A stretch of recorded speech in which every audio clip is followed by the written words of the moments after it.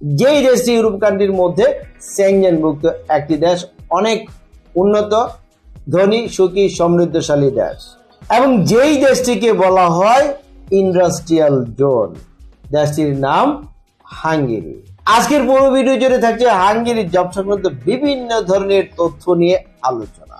যারা হাঙ্গেরিতে যাবেন, এই ভিডিওতে একটি লাইক দিয়ে ভিডিওটি দেখতে থাকুন এবং আমাদের সঙ্গেই থাকুন।